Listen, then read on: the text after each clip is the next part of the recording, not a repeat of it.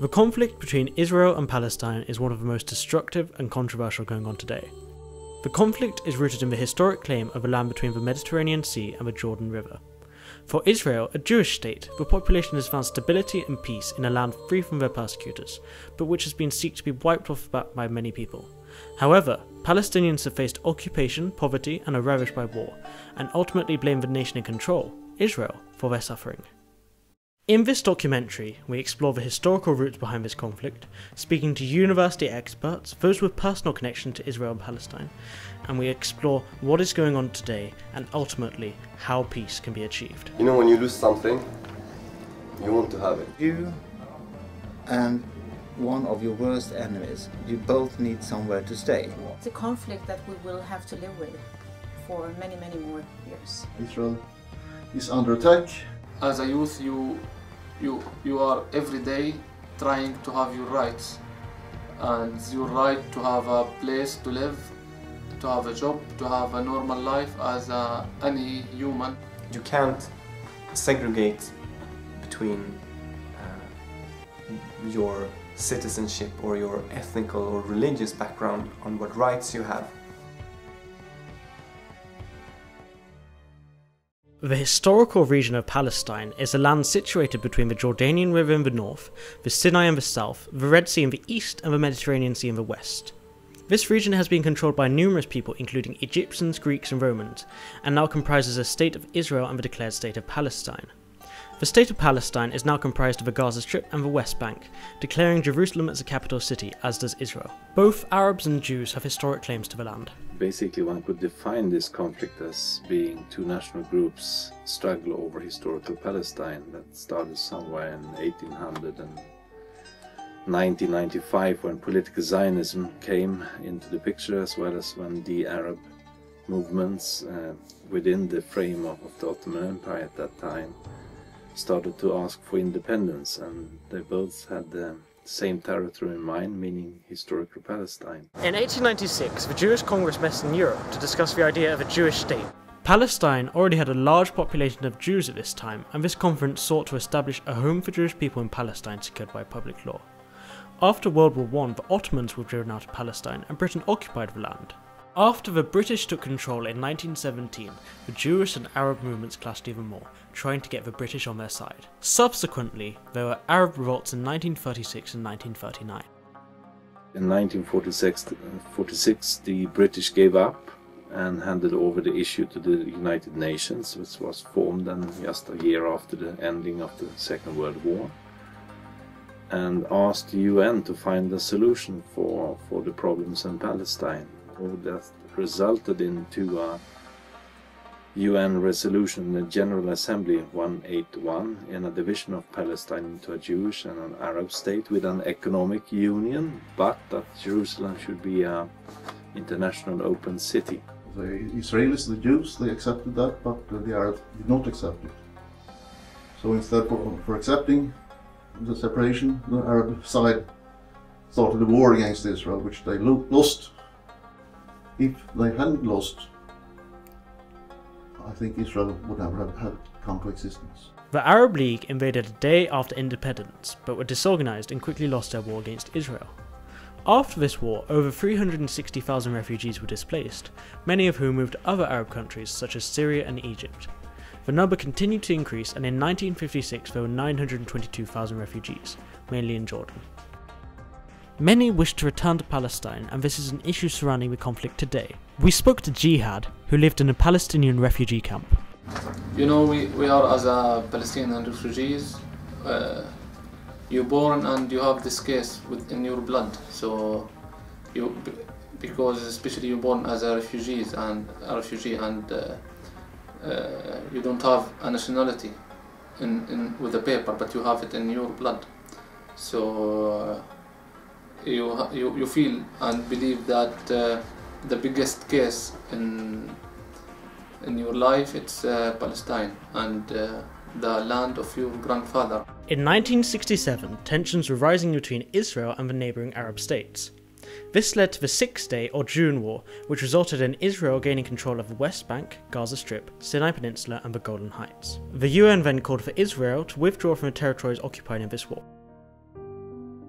It was a very decisive war in the sense that the outcome led to that the Israelis thought that they were unbeatable on the battlefield, and therefore also maybe were less eager to go to the negotiation table, although they claimed that they were waiting for the telephones to call from the Arab leaders to have some sort of dialogue and exchange for peace. While the Arabs on their side, of course, felt so humiliated, so that they instantly at the League of Arab States decided not to recognize Israel, not to have peace with Israel, and not to negotiate with Israel. So you had really a bad outcome, for the worst outcome you could think of. In addition, 1.5 million Palestinian inhabitants in the West Bank and Gaza came under direct Israeli occupation and rule, which of course also created a Palestinization of the whole conflict dynamic from that point. During the Six-Day or June War, the Israeli government started to build what we call today settlements in the West Bank and Gaza area. These settlements stayed as they were during the war and have been continued to build after the war in response to Israel's demand for cheap housing. Over 300,000 Israelis live in settlements today, and Israel says that these are not settlements but instead disputed territories and are completely legal. However, they are judged as illegal by the Amnesty International and United Nations Human Rights Council. There are Jewish, as they call settlements, in what is also called occupied territories. Yeah.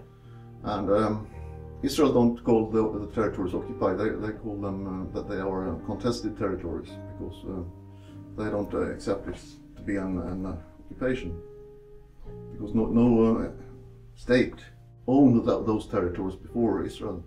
We talked to Olle Katz, a member of Jews for Israeli-Palestinian Peace, who opposes the Israeli occupation.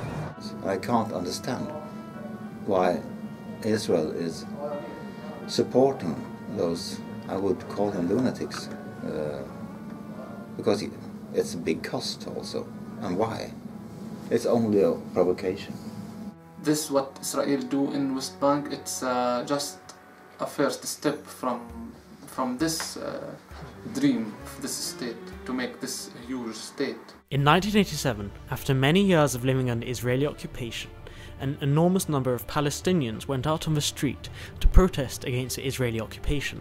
The spark to these protests was when an Israeli truck rammed a car, killing 4 Palestinians. Around the site of this accident, people started to protest, and more people started moving in the streets. 80,000 Israeli soldiers were deployed to counter the protests, which became very violent. The first Intifada was much more of a public uprising, where people, children, women, men, went out on the streets and raised up against the military occupation. So it's a natural reaction on this Israeli terrorist.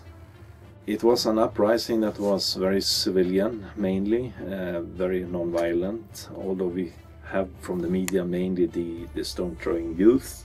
But that's more or less the most violent things you had in the first Intifada. And the result of that was that, first of all, it surprised the Israelis, that the Palestinians started an uprising. It started to create a huge debate about the justification of the occupation of the West Bank and Gaza. And you could say that Israel was divided into two. Those who were for the occupation and those who said it's time to recognize that the Palestinians have national rights. One can definitely say that without the first Intifada we would not have seen any Oslo process between Israel and the PLO. The first Intifada ended in 1993 with the Oslo Accords, a set of agreements between the PLO and Israel. This established a Palestinian National Authority which claimed control over Palestine. The Palestinian Liberation Organization was founded in 1964 in order to liberate Palestine and is recognized as the sole representative of the Palestinian people. It recognizes Israel's right to exist and rejects violence and terrorism as a means for peace. However, before the Oslo Accords, the PLO strived for an armed struggle for the liberation of Palestine and was responsible for bombing, hijacking and murder. Yasser Arafat led the PLO from 1969 to 2004, and it is now led by Mahmoud Abbas, who is serving as the second president of Palestine.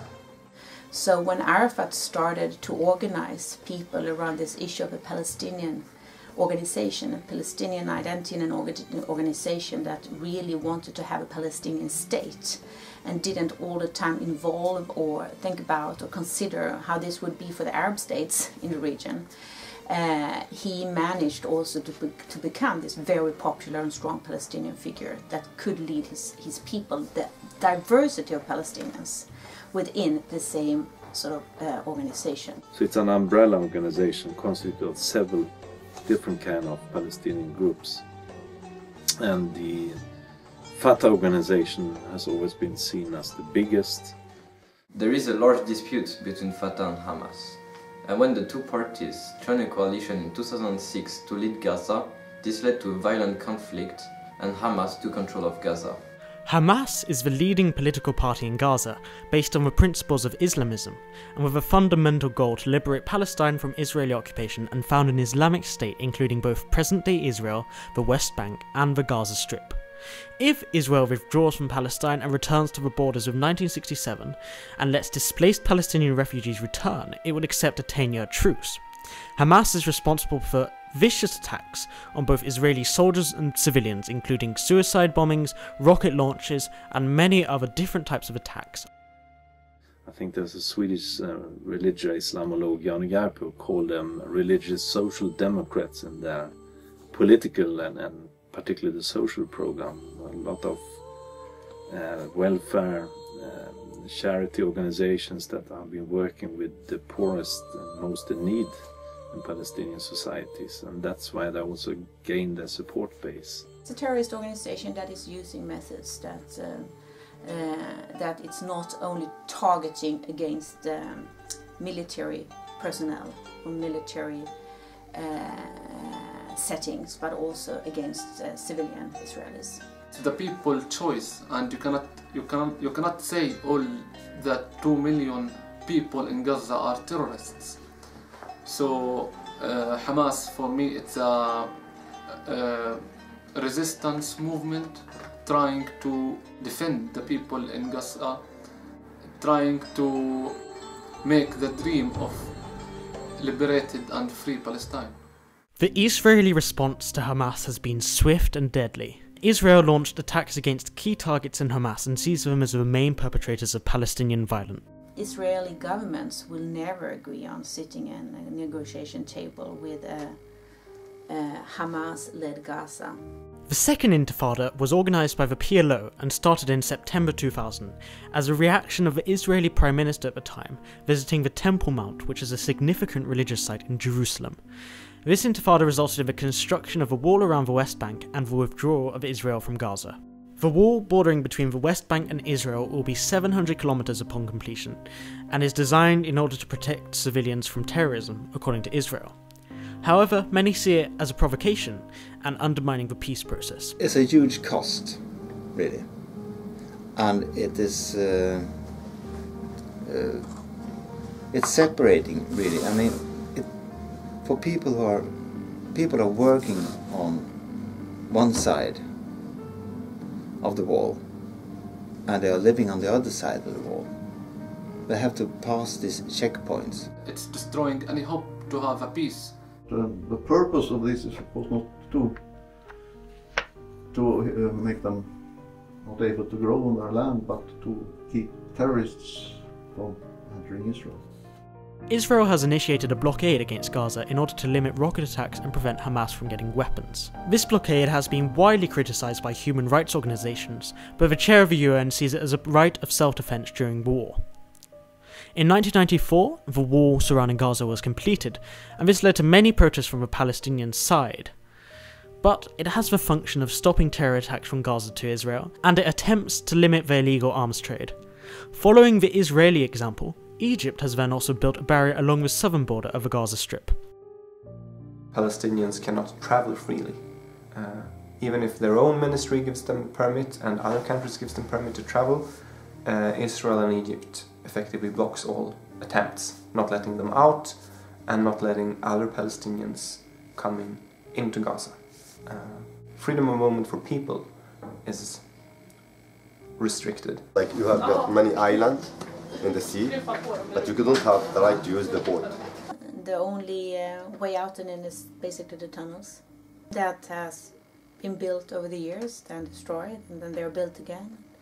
And that's basically where the people in Gaza get their basic needs from. It has almost been locked in like an outdoor prison, you could say. 97% of the export has, only have 3% of the export left. And that means that there are no works, no jobs. Hamas is almost the only employer in Gaza now. The fishing boats can't go out and get some fish. They're only allowed a couple of kilometers outside. You can't have no boats are allowed into the port of Gaza. And they do need a lot of things to trade.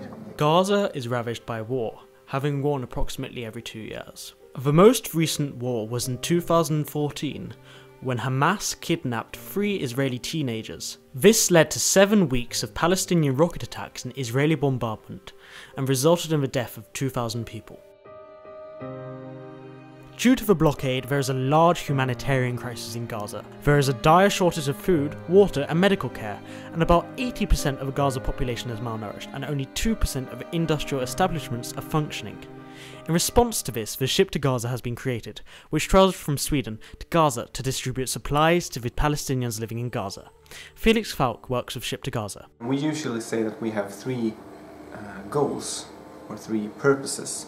And the first is solidarity action, showing the Palestinians that we have not forgotten your situation in Gaza and the blockade.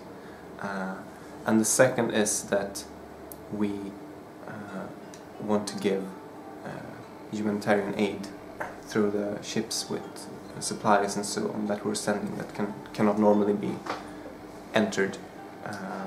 And the third is political, to put pressure on mainly the Israeli government to end the siege of the Gaza Strip.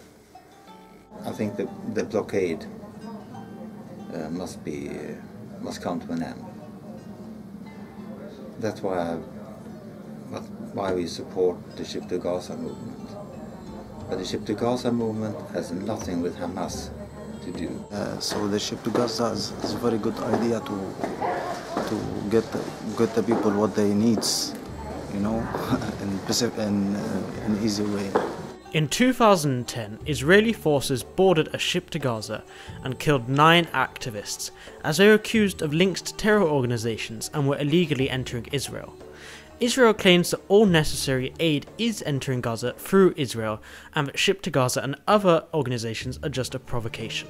To protest for occupations in the West Bank and the blockade of the Gaza Strip, some people have started to boycott goods produced in Israel or by Israeli companies. The boycott of Israel aims to weaken the state's economy. However, some people believe that this will only hinder the peace process and bring more hostilities between the two parties, and believe that one-sided attacks on Israel will achieve nothing. I don't think I can imagine that I can buy or support even it was 1 cent to if it was Israel. I think that Israel has to know that the world is not with them, and I think the only thing you have to make a press on Israel. I don't think it has any real impact, because it isn't. It is those anti-Israeli forces that are trying to boycott things like fruit and vegetables or soda stream machines, that things. But they don't want to boycott computer components, for instance, that have been developed in Israel. The State of Palestine declared independence in 1988 and was granted a non-member observer state status at the United Nations in 2012.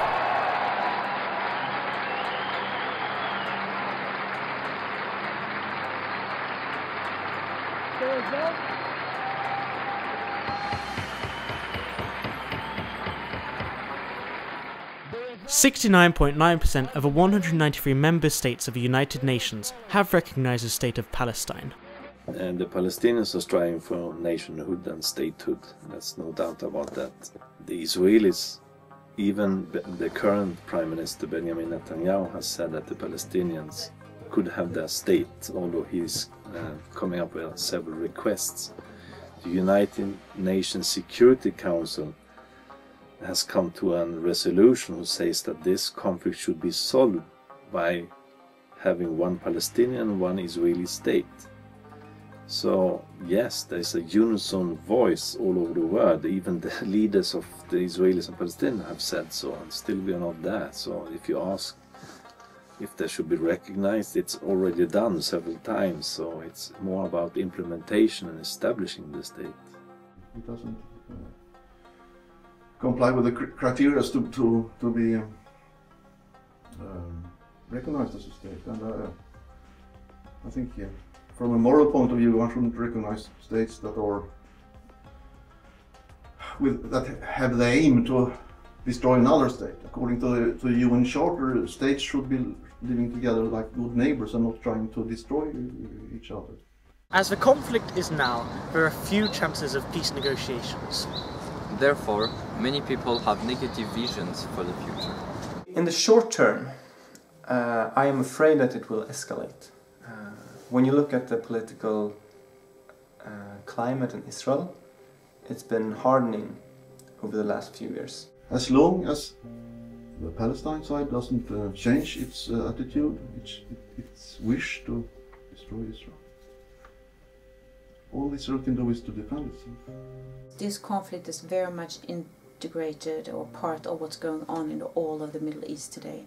That's also why I'm negative, or I'm not very positive to see any peace opening or peace negotiations taking place now, because the rest of the Middle East is in such flux. We know from studying politics, international politics, that when everything around a state is in flux, then the state sits still. Then leaders are less keen to do huge changes. If it will complete it like this, it will be just more killing, just more occupation.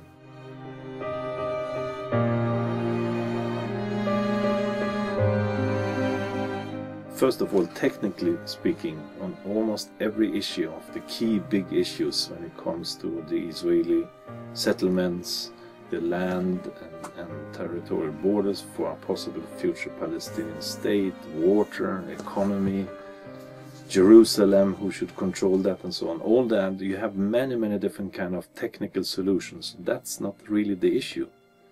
The issue is more about trust and finding leaders who really dare to compromise. But the problem is that leaders don't compromise if they don't have the push and the demand from their own public. And with the increased tension and with the Al-Aqsa Intifada that started in the year 2000 and the building of the wall or fence, security fences, Israelis call them, and the Palestinians call it the apartheid wall, there are no people in civil society to meet and talk about, how to come forward. So the key here is exactly like in the first Intifada, when they met in civil society, started to talk about the potentials of coexistence. Then you can build something, but we are not finding any ways to come forward. It's not reasonable to believe that there will be a serious step forward, I would say, in negotiations between Israeli and Palestinians if there is not a closing of this gap between Fatah and Hamas. I think you need to have much better leadership on both sides. The leadership now in Israel has no realistic view of how to create a peace that the people need. The Arab leaders are not much to talk to. I mean, the Hamas is a Islamistic organization that I don't think we could drive Sharia laws into this process. The Mahmoud Abbas his regime is quite corrupt. So we need a new leadership on that side too. The solving is very clear. To give every person his right, to give the Palestinians their rights, and to let them have their rights in their lands. The basics would need to be on equal rights for human beings. You can't segregate between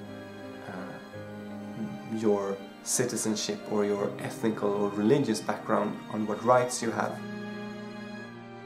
The Israeli-Palestinian conflict has destroyed many lives and stifled hope for a bright future for many people. Both sides have engaged in devastating and inhumane actions against each other and have killed many innocent civilians. It is clear that cooperation and a change in the way of thinking is necessary to stop this endless war.